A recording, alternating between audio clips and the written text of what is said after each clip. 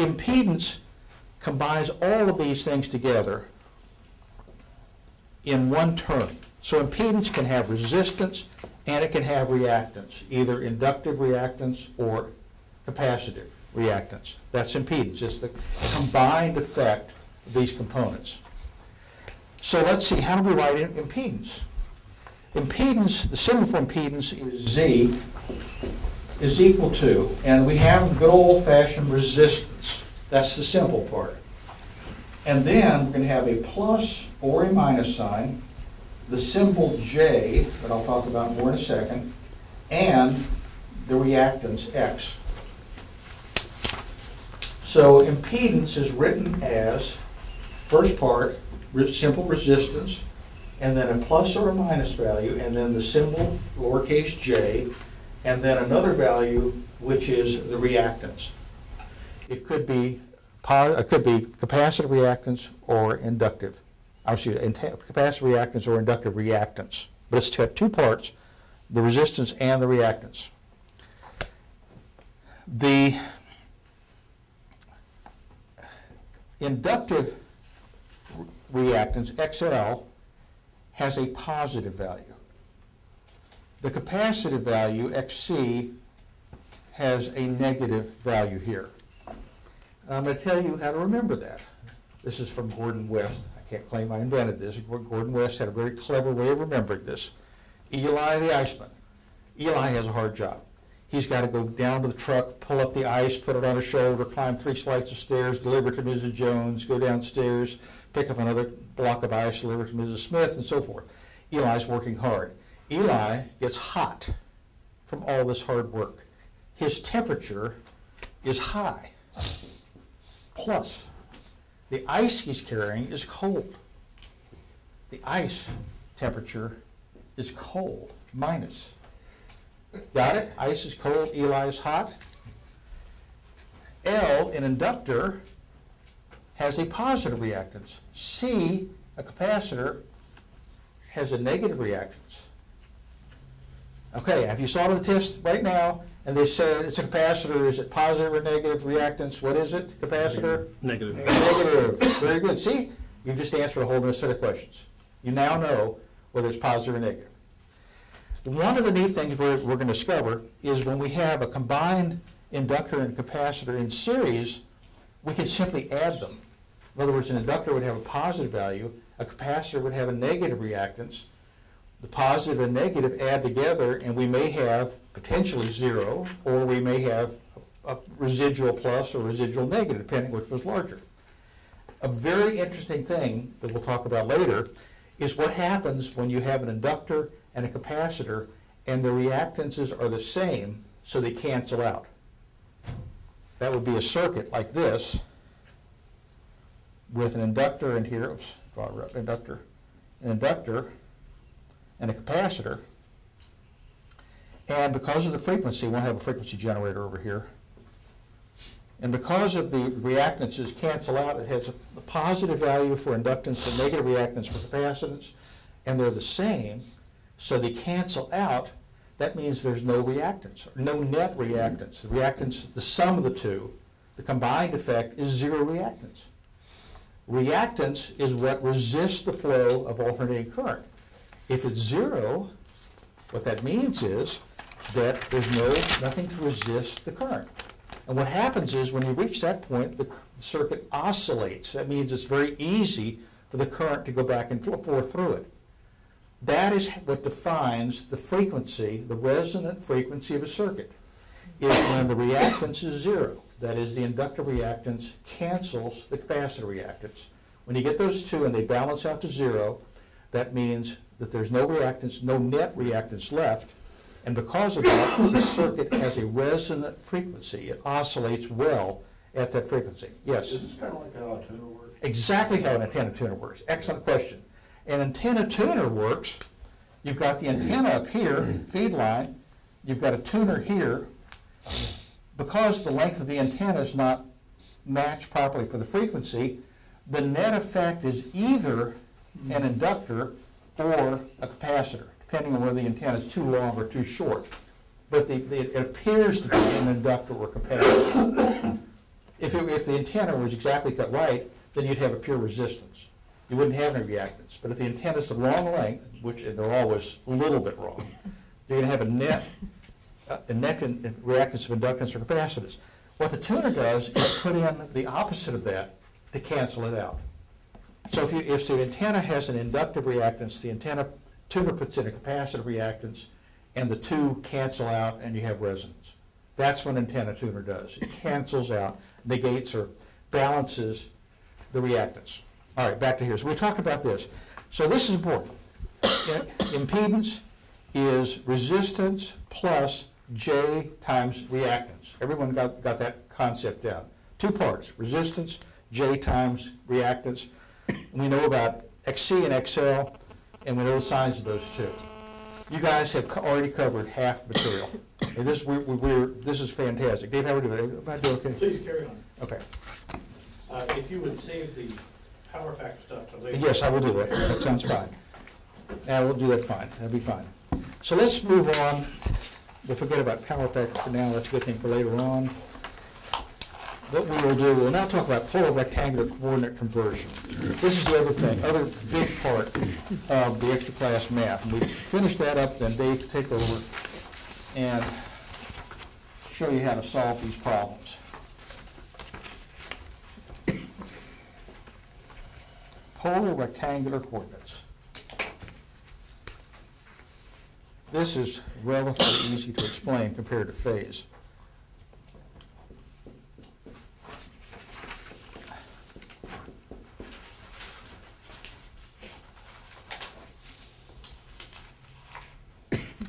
If someone said, where is Brentwood Library?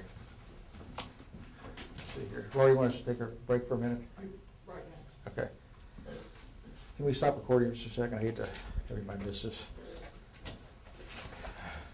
Rectangular polar coordinates. If someone said, where is the Brentwood Library?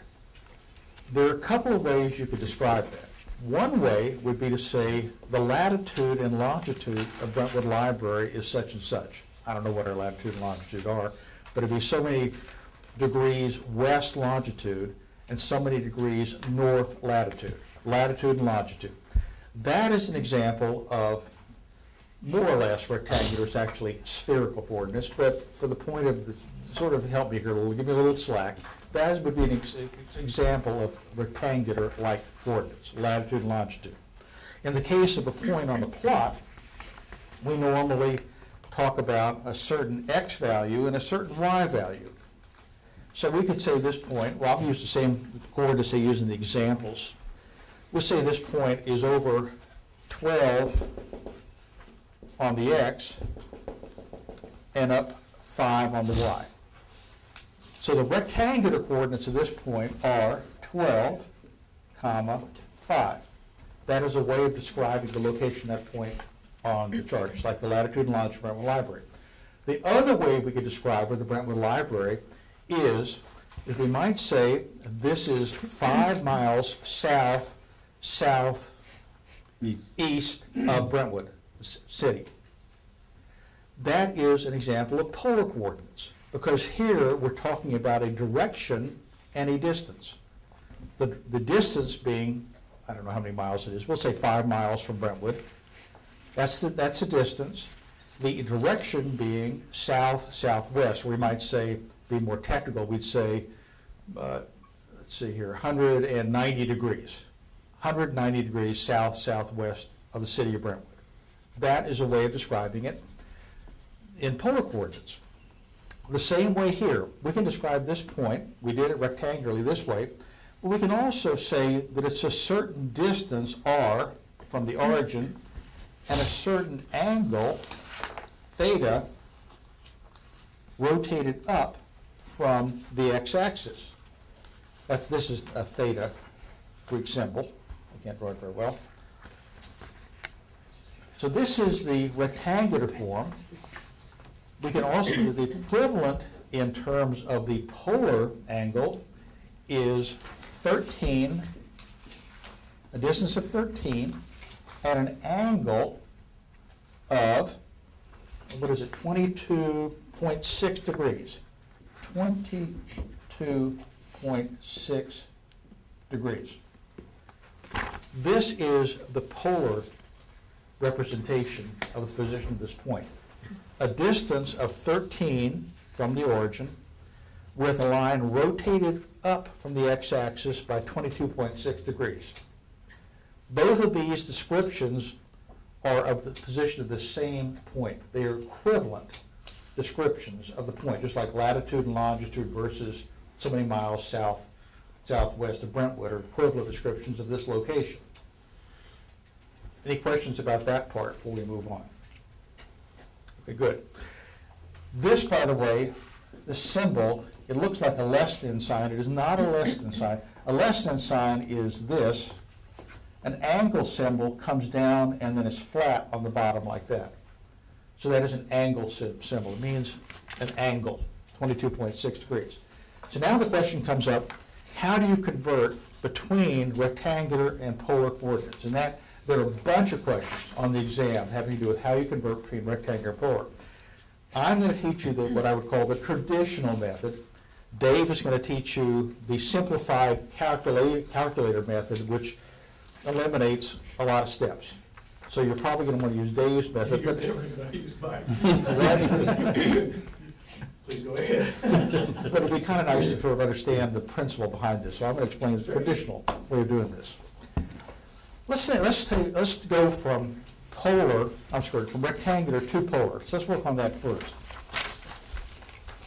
Let me get this off the board here. Don't need that anymore.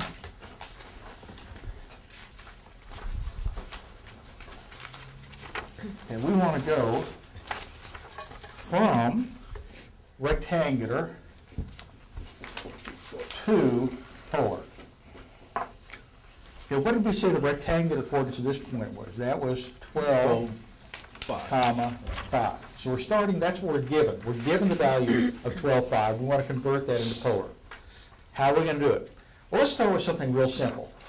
Does anybody in here remember from your high school Pythagorean's theorem? Yep. Anybody? What is it? The sum of the square of the two sides are equal to the square of the hypotenuse. Excellent. Good job. Would you please well said, Robert? Well said, Robert. The young guy in the class. Very good. Very good. C squared equals the square root of a squared plus b squared. That's it. That's it. So what we know is that if we use that, what we could say is that R, which is that we say R squared is equal to x squared plus y squared. That is Pythagorean's. Is that any brain cells being activated, any neurons sort of coming back to life after all these years? You remember that from high school math or geometry? Well, if we take the square root of both sides here, we can say R is equal to the square root of x squared plus y squared. Everybody with me on that step? I just took the square root of the left side, got rid of the square, took the square root of the right side, and got that. So far, so good? So what is the length of R? Well, we've got x is 12, so we've got R equals the square root of x, which is 12 squared, plus y is 5 squared. Okay, 12 squared is 144. 5 squared is plus 25. So that's the square root of that, which is equal to the square root of 169, which is equal to 13. Work out the calculator if you want to. All I did was square 12, x, 12, 144, square 5, got 25, add them together, take the square root, it's all worked out here on the piece of paper. Trust me, I'm going to work it out with the calculator just to confirm it. So we know how to figure out R. All we do is take the square of this, and the square of this, add them up, take the square root, and that's R. Do you understand that? Everybody think they could do that? If I gave you a problem with an x and a y, you could figure out what R is? You don't think you could do it? Okay, let's try it again. Let's go through step by step. Let's start with this. This is x is 12. If we take 12 and square it, what is the square of 12? 12 times 12 is 144. If we start here with the y value, which is 5, and square that, what is the square of 5? It's 25. 25. So if we add 144 and 25, what is the sum? It's 169. And then you have to use your calculator here to compute the square root of 169, and it comes out to be 13. That is how you go, that's how you convert the R, get the R part of it. Now remember, the polar form, we got R with some angle, theta. So we now just figured out how to get the first part. So we've solved half of this problem. We know that the R is 13. We don't know the theta yet, we know the R. But we got the 13. So now we have to figure out how to solve the theta. Now this is the part that you're probably not going to remember from high school because it involves trigonometry. I'm going to tell you what the formula is. It's a simple trigonometric formula, but don't worry about it because Dave's going to tell you how to do this without doing any trigonometry at all. But I'd like you to sort of understand the traditional method. This is probably what's presented. I'm not sure that you don't use tangent in the book. Yeah, we do. They do. I mean, okay. Arctangent. Arctangent, yeah. Okay. We're now going to talk about how you figure out the angle here, theta. In basic trigonometry, if you've got a triangle and you've got an angle here, we'll say theta, you've got a distance along here of x, distance along here of y. There's a fundamental formula in trigonometry. This would be trigonometry 101, which you may or may not have taken a long time ago. And that is the tangent of theta is equal to y divided by x. Or if you want to serve it the other way, you can say y, let's see here, over, let's do it the other way around. Convert it. We'll say theta is equal to the arctangent, tangent minus 1 of y over x. I'm not teaching you trigonometry. Don't worry about it. Everybody take a deep breath, relax. It's okay. It's okay. You don't have to know trigonometry to pass this test. But it'd be kind of nice to have seen this and maybe have used it once just to say that I've got my extra class and I do know that there's tangent, arctangent functions involved in this. If we do this, using the arctangent, y has the value of 5, so theta is equal to tangent minus 1 of y is 5, x is 12. Let's see, let's take, everybody's got a calculator there. Who's got a calculator? Ah, excellent, excellent, excellent. Let's take 5. If you've got a calculator, you want to work along with me, you're welcome to do that. Put in 5, divided by, divided by 12. And I come up with 0.41666. We'll say, says tangent minus 1 of 0.417. Everybody got 5 divided by 12 is 417.417. Now, if you look up here, depending on where your calculators are, you'll see the trig functions. And if you look along here, you'll see a button that says tangent. But above that, you'll see in yellow, tan minus 1. Does everybody see tan minus 1 up there? To get the yellow, you press the second 2ND button first. So the yellow key. Press the yellow key and then press the yellow tan minus 1 button and see what comes up on the calculator. 22,619,86. Excellent, 22.6. Wow, 22.6 degrees. What a coincidence. The right answer. You had a 2, not a 7. What's that? 22.6 degrees. 417. That is how, using traditional methods, What's that? you would convert from rectangular to polar. Negative sign matter in here? It can be negative. If it's going down, then the angle would be a negative angle. Absolutely. We swing down from the x-axis instead of going up.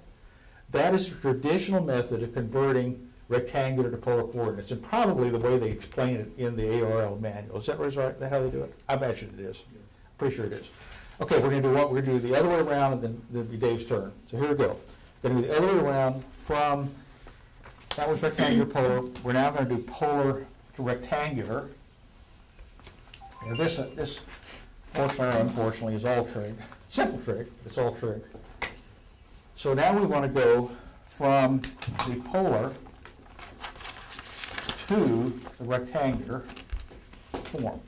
Well, we just had the polar. The polar was 13, magnitude of 13, and an angle of 22.6 degrees. So that's our starting point, 13 and 26 degrees. How do we go the other way around? If you look here at the handout I've given you here, there are two trig functions. The x value is equal to the cosine, I'm sorry, I need to multiply by r, is equal to r times the cosine of the angle, the y is sine, r times the sine of theta. This one here is y is cosine. Did I do it wrong? Oh, I did, well, that's backwards, backwards. Which one? No, hold on, let me see here. Yeah, I got it backwards in the sheet.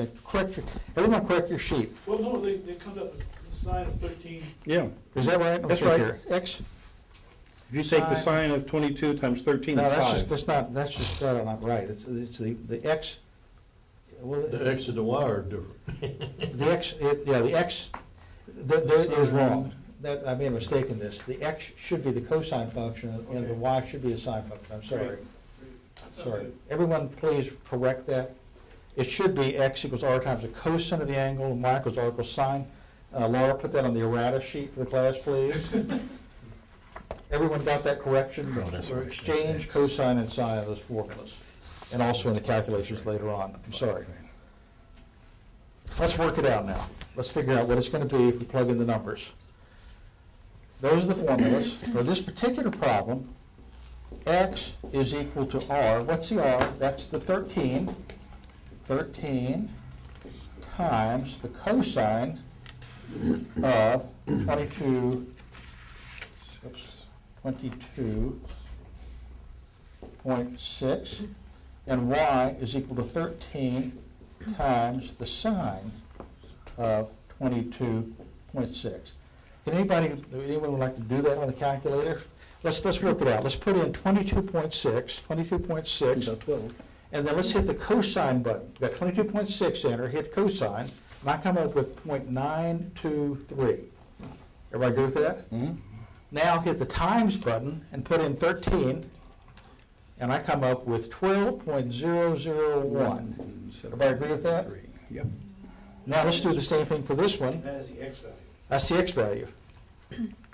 Put in 22.6 and hit the sine button, and then hit times 13, and I come up with 4.9958. Everybody got that? Mm-hmm. Those 5. So there we have it. Converted back to rectangular, it's 12, 5. That is the traditional way of converting polar to rectangular. Only one other thing I would say, then the Dave can have it. We talked about impedance a minute ago. In impedance, we talked about having the form. It's this over here. Impedance had the form some resistor plus or minus J times the reactance. Everybody's memory still, remember impedance had resistance and reactance? When we start dealing with rectangular coordinates and polar coordinates on impedance, just think of the J as being the y-axis. And think of the x-axis as being R. So if you want to plot an impedance of the form R plus or minus J times reactance on a rectangular coordinate in rectangular form, simply take the resistance value R and go out that distance here on the R axis, the horizontal axis. Take this value here, the reactance value, which is going to be plus or minus, and go up or down on the J-axis, depending on whether it's positive or minus. So, like up here. So that point might represent a resistance of 12 plus J5. So when we did rectangular, the only thing, I'm not trying to do this very gently here, just think of J as meaning y-axis. How much we go up or down on the y-axis. So that point would be a resistance of 12 and a positive reactance of 5. And that represents that point right there. So, you know, see, J is real simple. We didn't even talk about square root of minus 1. We just think about it being positioned on the axis. Any questions? Okay, that completes the introduction. We'll, I think, take a break, and then Dave will do. We'll convene in a few minutes. If you want to use the restrooms, they're out yonder.